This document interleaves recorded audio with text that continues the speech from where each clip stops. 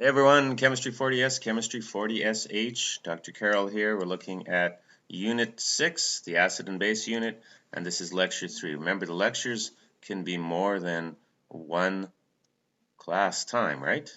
Sort of up to you a little bit to decide how long a lecture is going to be and how to break things up. So Unit 6, Lecture 3, we're going to look at some new stuff. I know in Lecture 2 we talked about near the end about reviewing some things, but I figure we get some new material in Lecture 3 and then we can do a big fourth lecture where we just review all sorts of stuff from acids and bases.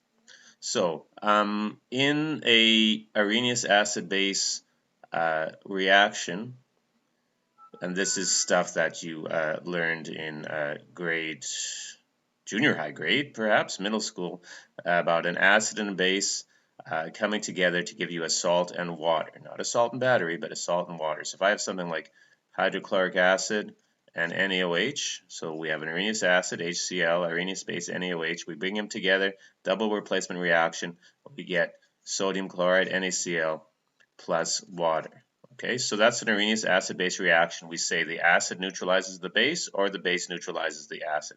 Typically, the stuff that you're pouring into other stuff is doing the neutralizing. So if you have HCl in an Erlenmeyer flask, all right, an Erlenmeyer flask is one of these guys here. Okay, named after a guy Erlenmeyer. All E's, Erlenmeyer, not Oscar Mayer. That guy makes hot dogs. Erlenmeyer flask, if you have HCl in there, and then you bring in some NaOH, you are neutralizing the HCl as you drip in the NaOH or pour it in with a beaker, graduate cylinder, as we're going to learn later in this lecture. We're going to use something called a burette, which is a long glass tube. You may have seen it around, which can accurately deliver base into an Erlenmeyer flask that has acid in it, so we neutralize it. That's called the titration, and that's one of the two major topics in this lesson. So the driving force in a acid-base reaction is the formation of water. So the overall molecular equation, well, let's write it again. HCl plus NaOH goes to NaCl plus H2O. The complete ionic equation, well, I'd have H plus Cl minus plus Na plus OH minus goes to Na plus Cl minus plus H2O. You don't break down the H2O on the product side in the complete ionic equation, just like in the solubility chapter where you don't break down the precipitate that forms. So my net ionic equation, you get rid of the spectators. The spectators are the Na plus and the Cl minus, and you end up with H plus OH minus goes to H2O. That is also known as the neutralization equation. And net ionic equation and neutralization equation are synonyms when we're talking about Arrhenius acid-base reactions. So whenever you do this, if your net ionic equation isn't H plus OH minus goes to H2O, then you have made a mistake somewhere. Okay? And there's our OME again. I like to put water at the end. This example had the salt at the end, fine. The resulting solution will be neutral if an equal number of hydronium ions, H plus or H3O plus, and hydroxide combines. To have equal number of ions, we need equal number of moles. You can also have what's called a partial neutralization, where you don't completely consume the H plus swimming around in the Erlenmeyer flask as you dump in the base. But once you do consume all of them, then it is neutralized. And if you have a strong acid, strong base system, your pH will be 7. The salt created will be called a neutral salt. There are acidic salts and basic salts, which we'll look at later in this lecture as well. So here's a question. We got an OME. HCl plus NaOH goes to H2O plus NaCl. We're writing that one again. And you can have a question like this. How many moles of NaOH are needed to neutralize 2 moles of HCl? Well, the balance equation says 1 mole of HCl will be neutralized by 1 mole of NaOH. So if I want to neutralize 2 moles of HCl, I'm going to need 2 moles of NaOH. Right? 1 is to 1 as 2 is to 2. Okay, here we have an OMe, which is a bit more involved because it's a diproduct. H2SO4 plus 2NaOH goes to 2H2O plus Na2SO4. So that is my overall molecular equation. My complete ionic equation, let's sneak that in.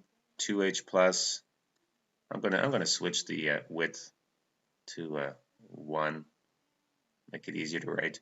2H plus plus SO4, 2 minus, and then I got 2Na plus 2OH minus. Let's see, don't break down to 2H2O. 2H2O plus 2Na2 plus, Na2 plus, it's never 2 plus, it's just 1 plus. 2Na plus SO4, 2 minus. So my spectators are my, oh, watch this, here we go.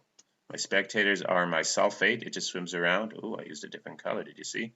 And my 2Na plus switch around. So my net ionic equation would be 2H plus 2OH minus goes to 2H2O. But net ionic equation, you want the simplest whole number ratio, so you just get H plus OH minus goes to H2O.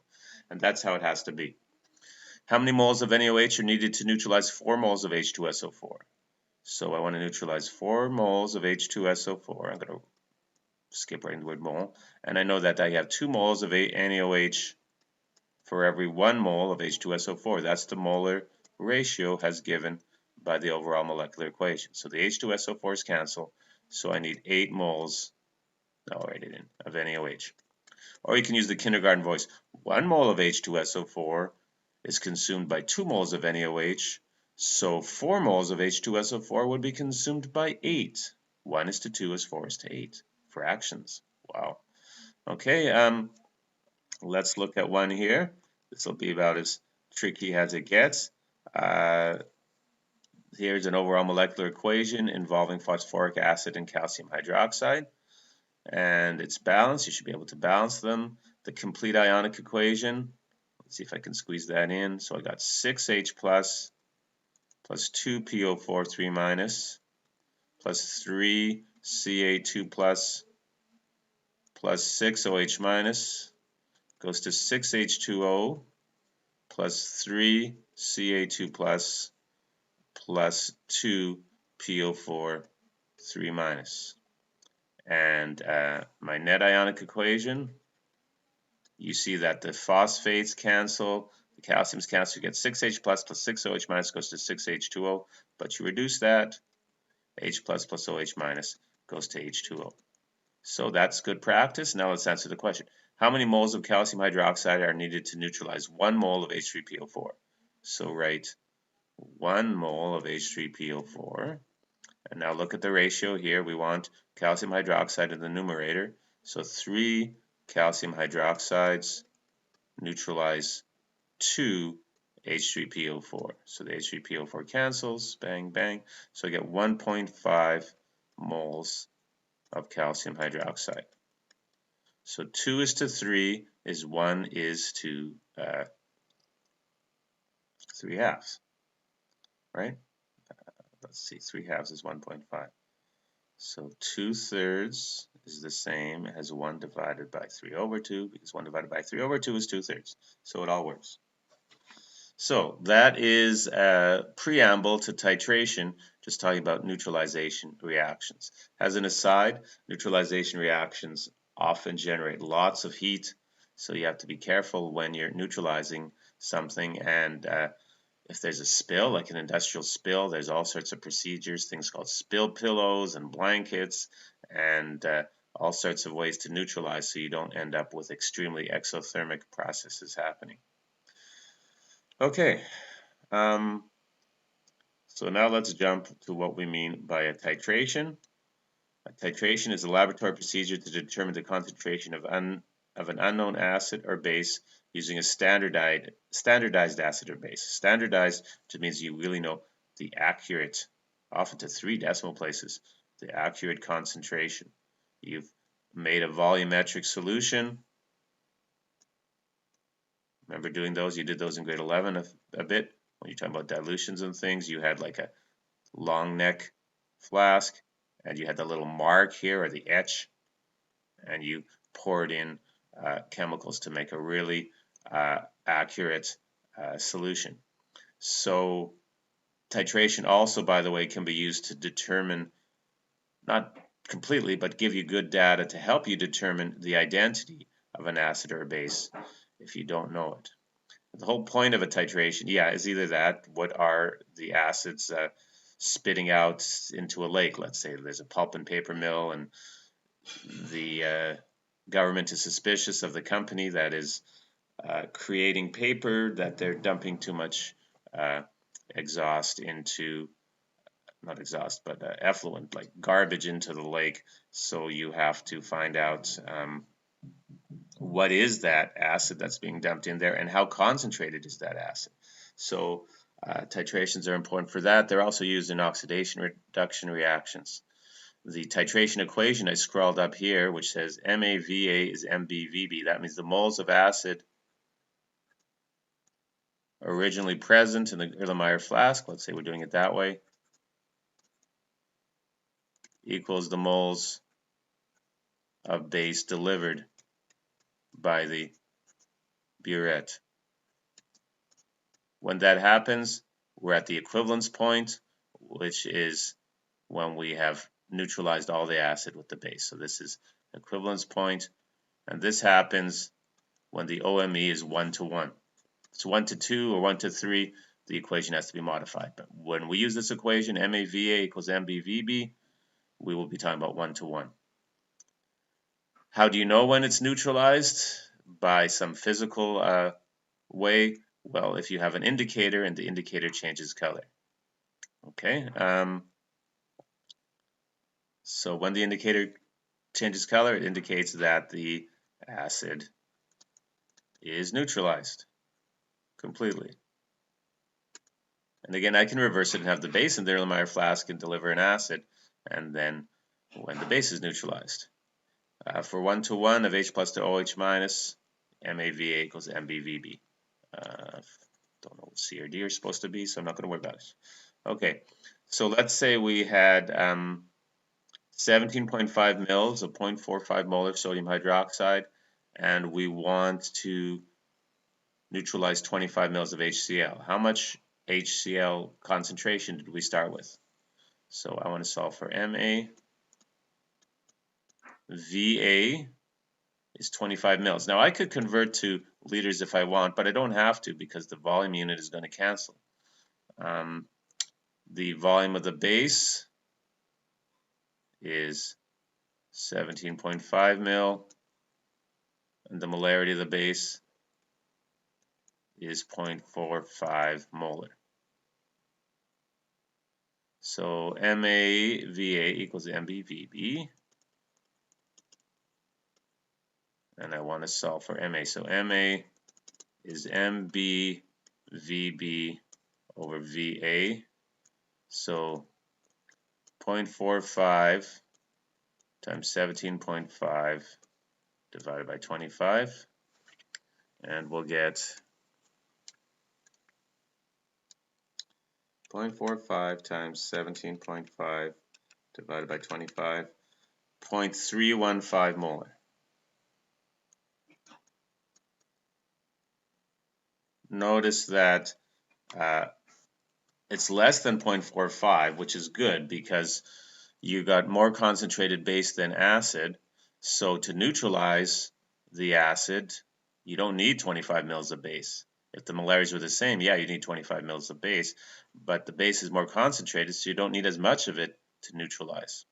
So remember, moles is molarity times volume, right? Moles, which is sometimes written by the letter N. N is molarity, which is moles per liter, times volume, which is liters. So they cancel out to give you moles. So some of you are again saying, well, then you should convert these to liters. And if you want to, go ahead. But you see here, when we're writing this equation, if the volume's in milliliters for B and the volume's in milliliters for A, then the milliliters cancel, and we just get units of molar for my answer. If you want to convert to liters, go ahead, divide by 1,000, but the divide by thousands cancel, and you'll get 0.315. Okay, second example here, we've got the base in the Erlenmeyer flask, and we're dumping in the acid. We want to calculate the concentration of base. So here we want our unknown is the molarity of the base, or the volume of the base. is 50 mils. The molarity of the acid is 0.64 molar, and the volume of the acid is, I don't know, what is it, 45 mils. Okay, so you know that the molarities are going to be close here because the volume needed to neutralize, they're pretty close to each other. But isolating for MB, so MB is MAVA over VB. So 0.64 times 45 divided by 50.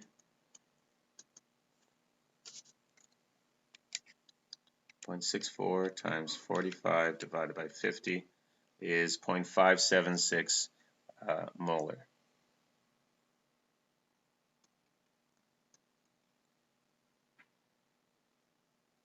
Okay, so the molarity of the base is a bit less than the molarity of the acid, and that's why you need less acid to be delivered to neutralize the base. One more here. We have molarity of the base again. I'm not going to write in as much of a chart here.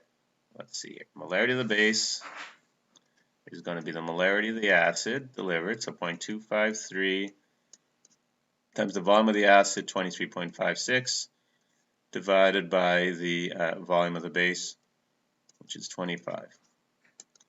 So 0.253 times 23.56 divided by 25, 0.238 molar. You can also write it as moles per liter, or moles liters to the minus 1.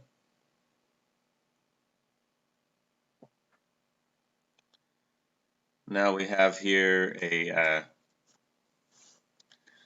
little drawing of titration, and to remind you, it determines unknown concentrations. You can also use titration curves to get data about Ka and Kb, and we'll look at that in a minute. 1-to-1, we just wrote it, MAVA equals MBVB. Then I just draw this little diagram here with the Erlenmeyer flask. Let's say I have 25 mils of HCl. I don't know the concentration. That stuff in the Erlenmeyer flask is called the titrate, or the a sample, or the analyte is another name for it. And then the titrant is the stuff that's put in the burette, this long tube, B-U-R-E-T in the States, B-U-R-E-T-T-E in Canada. And there's simulations you can find, just type in titration simulation, and you can do simulations of titrations. And before the titration can happen, you have to put in an indicator, something that will change color when you get close to the equivalence point. And actually, when an indicator changes color, it's called the endpoint of the indicator. And you want the endpoint to be as close as possible to the equivalence point. If I have phenolphthalein, it is clear and colorless in an acid, and I start dripping in some NaOH, the indicator eventually starts to change color. The endpoint is when the indicator actually changes color and persists for around 5 seconds. It means that the moles of acid originally present equals the moles of base delivered. So I've seen students do the titration and they put in like 4,000 mils and they say, it's not changing color. And I go, did you put in the indicator? They go, what's an indicator? I go, no, you got to know the indicator. You got to put the indicator in. Okay, because titrations have to be done slowly, carefully, or else you overshoot the endpoint and your data is all mixed up. Titration curves, I'm going to get to that shortly. Let's talk about the indicators. So to detect the pH, there's a pH meter, sometimes probes, which are electrochemical cell, which can be used to get the pH at different points. A more organic, natural way of doing it is by using the indicator. So indicators themselves are organic molecules that may change color depending on the pH. So there's one color for an acid and another color for its conjugate base. So they're weak acids, if you don't play around with them, which have one color, or clear and colorless like phenolphthalein, and then the conjugate base of phenolphthalein, the PHEN-, is going to have a different color, which is a pink color. So some natural ones are litmus, which is found from lichen, which is a kind of moss, and so acidic red, basic blue, phenolphthalein we just talked about, bromothymol blue, methyl orange, methyl red, even purple cabbage juice is a indicator which changes color depending on the pH. How do things change color? So here's a little descriptive way of showing things. Let's say I'm using litmus. So here's my reaction. Equilibrium. HLIT is at equilibrium with H plus and LIT minus. If I add some acid, then I'm making the H plus larger, right? It's getting bigger, and so system shifts to the left. So I'm getting a red color dominating. So if I have some litmus, put in some acid according to Le Chatelet's principle, right? We're talking about equilibrium here. Le Chatelet's principle. I put in more H plus, so the system is going to shift to the left. If instead I put in a base, so that was the first one, which is an acid. If I put in a base, well then I'm adding OH minus, and if you add OH minus to the H plus, you're going to start to form water. So H plus is going to get smaller. If it gets smaller, then the system shifts to the right, and your LIT minus gets larger. So your blue hue goes up more. So you might somewhere down the line be asked to explain how the color changes happen using Le Chatelet's principle. Okay, and it's interesting because all it takes is one proton difference between HLIT and the conjugate base to cause a change in the absorption and reflection of visible light, and so you see red or blue. Okay. Common ion effect is a topic I'm not going to do this year. It doesn't really help us much, so let me go past there and go to page, here we go, where am I? Page 31. Okay. So here, my dog has just come to say hi to me. Hello. Hello, Mercy, how are you? You want to learn acidic, basic, and neutral salts with me? Okay. So, when we're talking about titrations and neutralization, we want to focus on the salt a bit here. Now, so far we've looked essentially at sodium chloride, and sodium chloride is a neutral salt. That means if I take a spoon of sodium chloride dissolved in water and measure the pH, oh, the dog almost unplugged the computer, I will get a pH of 7.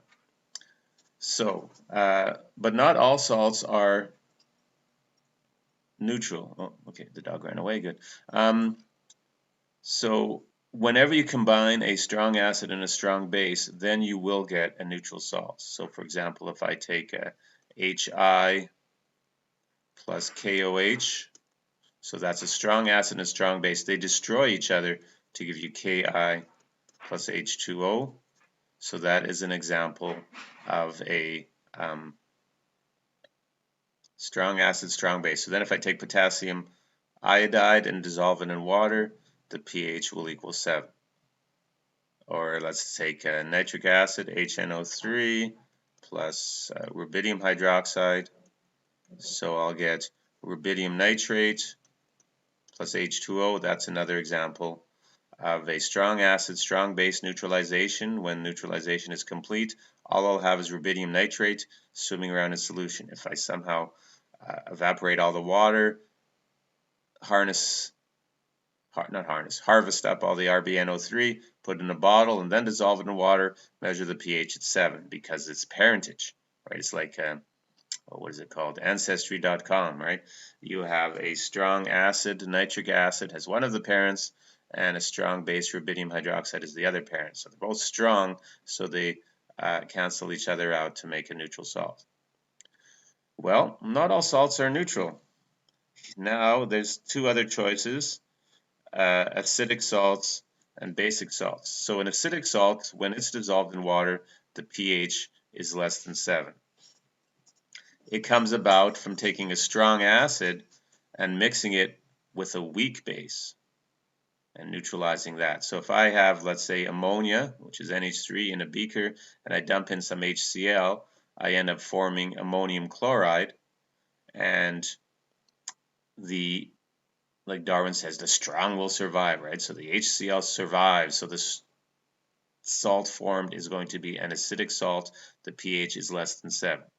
And if I look in more details, it's acidic because, first of all, the chloride doesn't do much of anything. It is a conjugate base of an extremely strong acid, so it's just going to swim around there. If it tried to get a proton, it would immediately have that proton lost again because HCl is such a strong acid. So it doesn't do anything. But the NH4 plus does talk to the water and gives a proton to it, so you form H3O plus. If I'm forming H3O plus, I'm increasing how much H3O plus there is. So that makes it an acidic salt. And ammonium iodide is also an acidic salt. Ammonium nitrate is also acidic salt. So any time I got a strong acid with a weak base, I'm going to get an acidic salt. So the last, well, not the last, but the next possibility is a basic salt. And in a basic salt, the pH is greater than 7. So here you would want the strong to be base, right? And the weak to be acid. So here I have acetic acid, HAC plus NaOH. And so I'm going to form a basic salt here, sodium acetate and water. So in my double replacement reaction, I'm going to get NaAC plus water. Now the Na plus just swims around because it's not going to do anything. Sodium in water does a lot, right? But sodium plus in water, it just swims around. But the acetate does hydrolyze. Hydrolyze is a fancy name for reacting with water. It does react with water. It grabs a proton from it, so you end up releasing hydroxide in solution. So sodium acetate is an example of a basic salt. Strong acid and strong base, always a pH of 7. Now some are going to say, okay, you've talked about strong, strong, strong, weak, weak, strong, but what about weak and weak? And you might say, oh, a weak acid and a weak base, the salt should have a pH of 7 because they'd cancel. Well, unfortunately, that's not always true because you can have different levels of weakness. So if the Ka of a weak acid is greater than the Kb of a weak base that you mix it with, you're going to get an acidic salt. If the Ka of the acid, weak acid, is less than the Kb of the weak base, then you're going to get a basic salt. So weak acid and weak base do not necessarily give you a pH neutral salt, but strong and strong do. Okay? So, okay, now I said I would do some titration curve, so I'm going to sneak it here on the top of page 32. We can draw in 4 curves. The first is of a strong acid by a strong base, or with a strong base, so that means the acid is in the Erlenmeyer flask and you're dumping in a strong base. And so a titration curve is going to be a plot of the pH of the solution versus the volume of the titrant added. Okay, so a strong acid by a strong base, we start with a low pH, then it goes up quickly, and then it goes across. Okay, and at the equivalence point, which is this inflection point in my steep area here, my pH is going to be 7. So if you see a shape like this is called sigmoidal curve, by the way. Sigmoidal is a fancy word. It means it looks like an S. Sigmoidal. Impress your friends by using that in a sentence someday today. So that's a strong acid by a strong base. Notice how rapidly near the equivalence point, right, where I'm putting the there, where the equivalence point is, I have neutralized all the acid. It is a gradual increase, but near the equivalence point, the pH zooms up quick, and then levels off again after. A strong base by a strong acid, well, there you would have like this. Okay, so the pH would still be 7, but at the equivalence point, so I could have like sodium hydroxide, and then I could be dumping in HCl, and the pH is going to be decreasing, volume of titrant added. Okay, there's only 2 other curves that are helpful. Like there's lots of combinations you can do, but to give you well-defined results, there's 2 other curves, and one is titrating a weak acid by a strong base. Okay, so we're going to have pH as my y-axis, and volume of titrant added as my x-axis. So here, it's going to be a little different. You're going to say, oh, that looks the same as the first one. No, not really. You have this little shoulder region at the beginning, and your equivalence point isn't as dramatic an increase in that area. Further, your equivalence point, maybe it'll be 8 or something. Or it'll be more than 7 is what we're saying. The equivalence point is going to be more than 7 because we're going to have a basic salt. And this little shoulder region here is called a buffer region. And if I look at the half neutralization point, the pH will equal the pKa. I could get information to get the value for the Ka, which might help me identify the acid. So that's an interesting point. What you're going to have to be able to do is to give rough sketches of these, or if I give you sketches, then identify what the situation is. Strong acid titrated by a strong base by a strong acid, weak acid by a strong base, and the fourth and final titration curve is so a pH is always my y-axis, volume of titrant added, the titrant is the thing in the burette, is my x-axis, so it's going to be a weak base by a strong acid, weak base by a strong acid. So it's going to start with a pH more than 7. And my equivalence point, oh, I don't know, maybe it's 5 or something, but it's less than 7. So you see I have this shoulder region near the beginning, and then I get a less gradual, a more gradual, less steep, right? A less steep decrease, and then it levels off. So some of you are going to say, oh, can I titrate with a weak acid or a weak base in the burette? No, that doesn't give you good results. Or can I titrate a weak acid with a weak base, or a weak base with a weak acid? No, that's not going to give you valuable data. Things are way too gradual for that.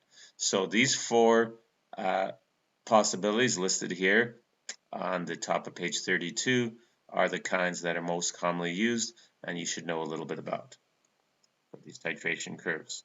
There's machines now and probes that can automatically drip in a volume and generate the titration curves right on a computer screen and do all this fancy analysis for you and calculus and take tangent lines and all that. Okay, so now I think the rest of this booklet is a bunch of worksheets. So I'll assign some of these. Let me just go through here, page 33. Churchill, why is that? Oh yeah, Churchill Downs. It must have been around the Kentucky Derby time, so that's why I called it that. Page 34. Let's keep going down here. And then acid-base test review sheet. Oh, that looks good. Okay, so there's some good questions in a test review sheet. And on page 36, then another example, Arizona Topaz. I was into crayons at that time, 37. And some more examples on 38. And then plum. Okay, I guess that might be a color, which is page 39. So that is more examples. Wow, there's lots of examples here. Your website will have lots of the answer keys. And then page 41 is looks like it's absolutely nothing. So anyways, there's going to be more as we go across. Maybe I should just go down here more. 41 appeared to be a blank page. Oh, and then I get to a quiz, Hendrix, and we'll talk more about that quiz later. So that's it. That's all the new material. In our next lecture, we'll do some review questions about acid and base. Sounds good?